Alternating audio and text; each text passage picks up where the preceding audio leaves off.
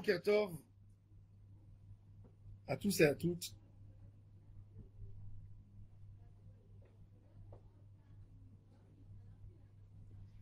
Il est écrit dans la Torah que quand un homme construit une maison, il est obligé de mettre des barrières pour ne pas qu'il y ait des gens qui tombent. Pour ne pas qu'il y ait des gens qui tombent.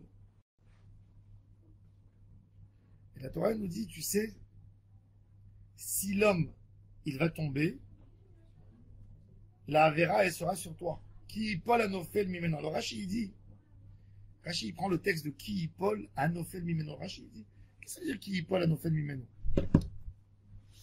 Qui Paul Mimeno Ish, que l'homme va tomber. Paul Anofel. Qui Paul, ça suffit.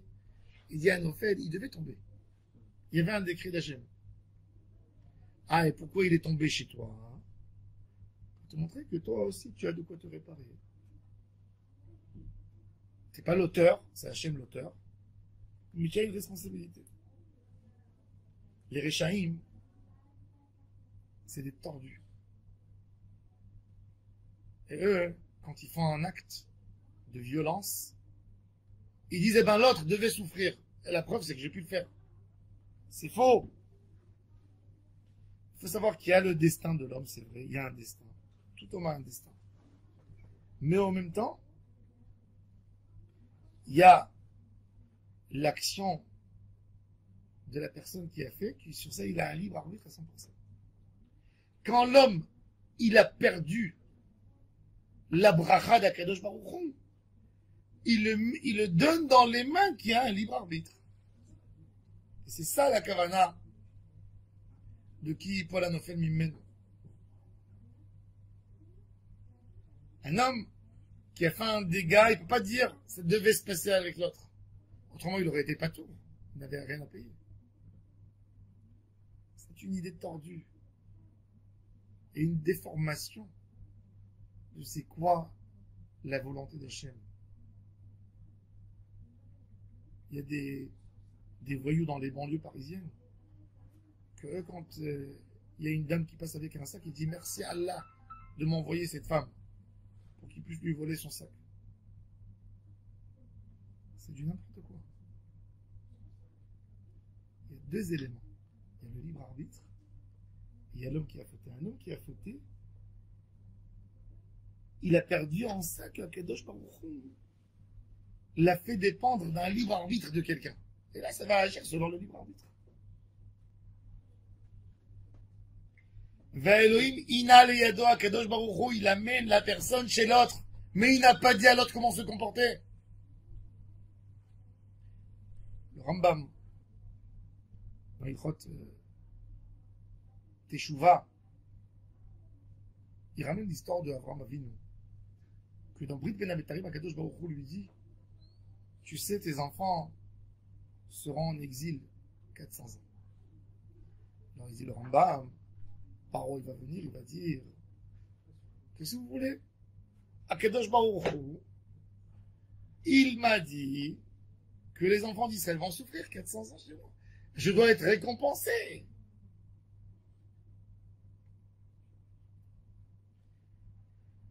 Et le Rambam dit, cette réponse est fine, c'est pas tout le monde qui peut comprendre. Mais la réponse, c'est ce que je dis. Am Israël, quelque part, a une protection d'Hachem. Il y a la protection d'Hachem. Mais il y a un moment que tu perds la protection et Hachem te met dans les mains de quelqu'un qui a un libre arbitre. Comment il va agir, c'est une chose. Il peut agir bien, il peut agir moins bien. Et ça dépend à 100% de lui. Et c'est pour ça que Paro a été puni. Hachem a dit oui. Et après le Rambam, il pouvait ne pas lui toucher là, en Israël. Le Rambam, il dit, il a ajouté plus. Parce qu'il en voulait. Mais d'après le Rambam, c'est vrai. Il y a un libre arbitre. Tu peux te détacher, tu n'es pas obligé de le faire. Tu n'es pas obligé. Le libre arbitre de l'homme, il est à 100%. Il paraît que ça. Ce qui est le plus important, c'est que l'action d'un homme ne se termine pas maintenant. Un homme qui est parti dans la forêt faire des grillades. Il a fait un mangal. Il a mal éteint son mangal, il a laissé.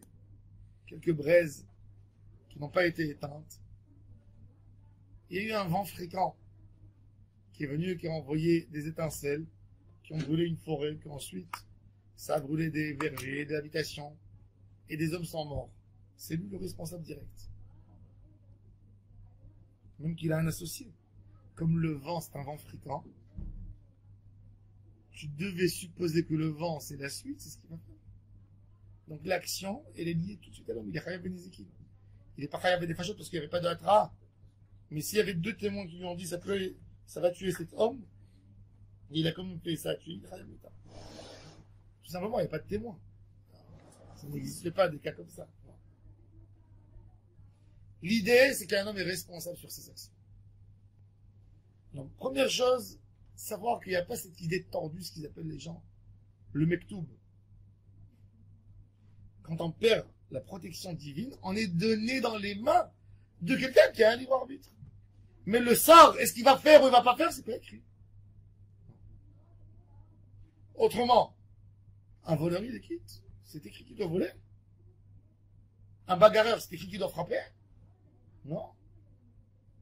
Non. Et la deuxième chose qu'il faut savoir, notre responsabilité. Il faut parler beaucoup de Ben Adam Lachavero, les gens ne se rendent pas compte. Un homme jette une cigarette, ça brûle, il est chayav. Un homme jette une peau de banane par terre, il y a quelqu'un qui a glissé là-dessus, il est chayav.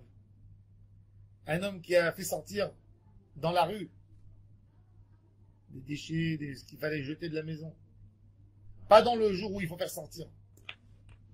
Et il y a quelqu'un qui a marché, qui a pris. Quand c'est le jour où il faut faire sortir d'après le din, la personne il est pas tout, c'est mentionné. Dans cette rue, on peut faire sortir tout ce que les dépôts, tout ce qu'on a envie de faire sortir. On a le droit de faire sortir dimanche par exemple, ou lundi. L'homme quand il marche dans la rue, il doit faire attention le lundi. Mais l'homme quand il marche mardi, mercredi, jeudi, il a pas à faire attention.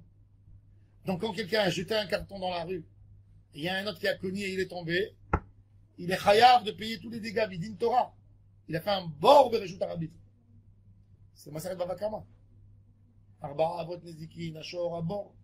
Il est chayav. Il n'y a rien qui rend quitte l'homme. Imaginez-vous un homme qui est tombé, qui a fait suite à cette crise cardiaque, un AVC.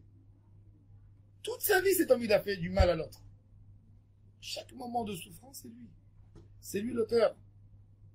Faire attention à nos biens. Être responsable. Tu jettes pas et tu t'en débarrasses. Non. La Gemara, elle dit, deux choses sont pas dans la propriété de l'homme, et la Torah les a rendues dans sa propriété. Un, c'est ce que l'homme jette dans la rue. Tu jettes à la poubelle, par exemple, quelque chose. Tu t'es pas déchargé tant qu'elle n'a pas été ramassée dans la voiture de poubelle. Tu as le droit de poser, mais tu es propriétaire. Mais je jetais à la poubelle. Je me suis débarrassé. Non, tu ne peux pas te débarrasser. Tant qu'il n'y a pas quelqu'un qui a pris, tu t'es pas débarrassé. Tu as une autorisation, mais tu n'as pas été débarrassé. Tu es responsable à 100%. Un homme qui a jeté un pot de javel à la poubelle, ou un produit dangereux à la poubelle, il l'a mis dans la poubelle. La poubelle, on ramasse tous les matins à 6 h du matin. Lui, il l'a mis à 10 h du soir. À 11 h du soir, il y a un enfant innocent qui vient et qui boit. Il y a quelqu'un qui glisse. Il a jeté un sac, il a mis un sac poubelle, il y avait de l'huile dedans, c'était huileux, il a mis à côté, la poubelle était pleine, il a mis à côté, ça a coulé. Il y a quelqu'un qui a marché à côté, qui a glissé. Il est chayav dans tout. J'ai le droit de poser la poubelle? Oui, tu as le droit. Mais tu dois assumer aussi les dégâts, c'est ta propriété. Shnei dvarim sa et chametz. Et il faut le savoir, et il faut le répéter, un homme ne perd pas sa propriété. Et puisque c'est comme ça, combien on doit faire attention. Ben Adam Lachavero, c'est très important. Quand on fait un dégât à quelqu'un, quand on embête quelqu'un, la personne, il prie, il sait pas. Il sait même pas qu'il a rendu un homme handicapé. Il a jeté un jour une peau de banane. Dehors. Il n'était même pas là pour voir ce qui s'est passé plus tard. Il y a un homme qui a glissé là-dessus. Et ça doit être très important. La Gemara a dit qu'un homme qui veut être un chassid, un tzaddik, c'est qu'il est irréprochable dans rien du tout. Tout ça. Il ne fait pas de dégâts dans la rue, il ne pose pas. Tout est bien fait. La Gemara a dit que quand on coupe les angles, il y a trois types de personnes. Il y a le tzaddik qui les couvre dans la terre, les angles. Pourquoi? Parce qu'une femme enceinte qui marche sur des angles, c'est mystique, elle peut perdre son fils. Le rachat, il coupe les angles et les jette dans la rue. Vous voyez des gens avec les coupe-ongles à Paris des fois. Ils coupent, vous allez consentir un petit coupe-ongle, ils coupent. Dans la rue, il marche. Et le chassid, il brûle. Et Rabbi Yehuda Chassid dit, pourquoi le chassid, il brûle? Le chassid, il a tellement peur que même s'il va couvrir les angles avec la terre, ça va se découvrir et ça va faire du mal à quelqu'un. Il les brûle. Quand quelqu'un il brûle des angles, ça lui raccourcit sa vie. Mais il dit, il est prêt de raccourcir sa vie pour ne pas faire un dégât à l'autre. Ça, c'est le Emet. Ça, c'est la Torah. Ça, c'est la Avodat Hashem. Le mammon de l'autre comme ton argent. La santé de l'autre, pas moins que ta santé. Combien de fois je vois des gens avec aucune responsabilité, ils font sortir des cigarettes. Et ils fument devant des gens. Il faut demander l'autorisation de tout le monde. Ils sont en train de leur polluer leurs poumons. Tu as demandé. Mon rab m'a dit, j'ai arrêté de fumer parce que j'ai compris que c'est de l'arrogance. Je lui ai dit, pourquoi de l'arrogance? Il dit, parce que tu as besoin de fumer. Tu deviens accro de la cigarette.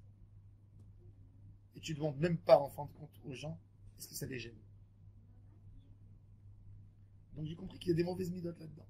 J'ai arrêté de fumer à cause de ça. Si j'ai envie d'aller au Olam, j'ai fait sentir une cigarette, j'ai gêné une femme, il y a quelqu'un qui a de l'asthme à côté de moi. Qu'est-ce qu'on sait? L'homme doit faire attention à tout ce qu'il fait. Celui qui fait attention à Ashraf, Ashraf, Baruch Adonai, Amen.